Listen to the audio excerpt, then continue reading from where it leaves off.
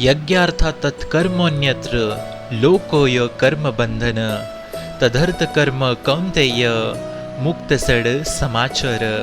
जय श्री कृष्ण दोस्तों, श्रीमद् भागवत गीता के तीसरे अध्याय के 9वें श्लोक के अनुसार कर्म की यह परिभाषा गीता को समझने की कुंजी है।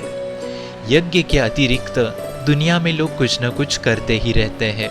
कोई खेती करता है तो कोई व्यापार, कोई पदासीन है तो कोई सेवक, कोई अपने को बुद्धिजीवी कहता है तो कोई श्रमजीवी, कोई समाज सेवा को कर्म मानता है तो कोई देश सेवा को। और इन्हीं कर्मों में लोग सकाम और निष्काम कर्म की भूमिका भी बनाए पड़े हैं। किंतु श्री कृष्ण कहते हैं ये कर्म नहीं है। अन्यत्र लोकोय कर्म बंधन, यज्ञ की प्रक्रिया के सिवाय जो कुछ भी किया जाता है वह इसी लोक का बंधनकारी कर्म है, न कि मोक्षद कर्म।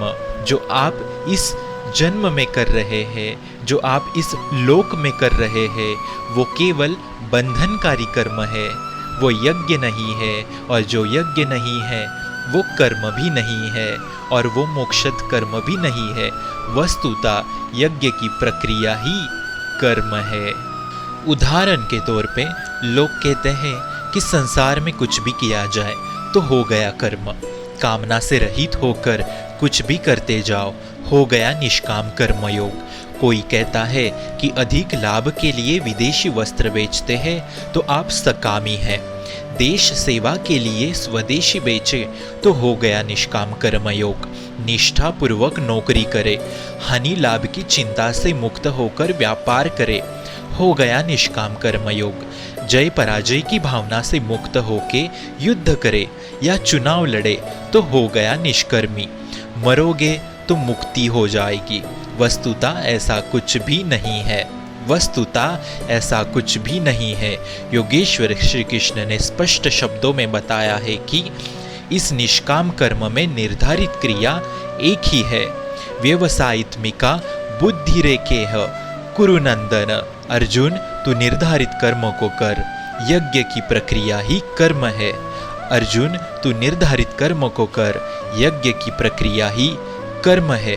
अब श्रीमद् भागवत गीता के 4th अध्याय के 34वें श्लोक में यज्ञ के ऊपर श्री कृष्ण बल देते हुए यज्ञ क्या है वो बताते हैं। यज्ञ आखिर है क्या?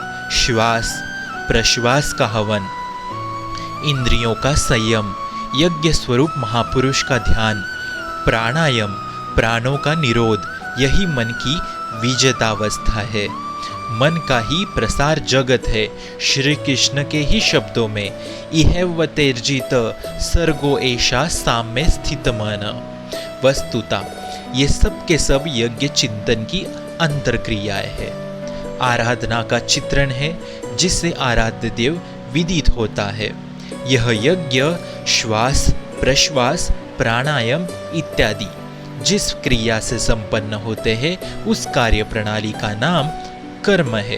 कर्म का अगर शुद्ध अर्थ देखे, अगर इनमें से कुछ भी समझ नहीं आया तो कर्म का अगर शुद्ध अर्थ देखे तो शुद्ध अर्थ है आराधना और चिंतन। आराधना करना और केवल चिंतन करना का मतलब ही है यज्ञ। और इसी यज्ञ के प्रक्रिया को श्री कृष्ण कहते हैं कर्म। और आगे कहते हैं अर्जुन तू विमोक्षय से। अर्जुन तू विमोक्षय से, इसका मतलब है अर्जुन अगर तू मेरी आराधना करेगा, अर्जुन अगर तू मेरा चिंतन करेगा तो तू संसार बंधन से पूर्णता छूट जाएगा। संसार बंधन से तू पूर्णता छूट जाएगा, जिससे उपयुक्त यज्ञ पूर्ण होते हैं, जिससे पूर्ण कर्म और यज्ञ पूर्ण होता है।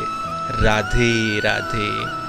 क्वेश्चंस के लिए कमेंट जरूर कीजिए, सपोर्ट के लिए सब्सक्राइब जरूर कीजिए। धन्यवाद।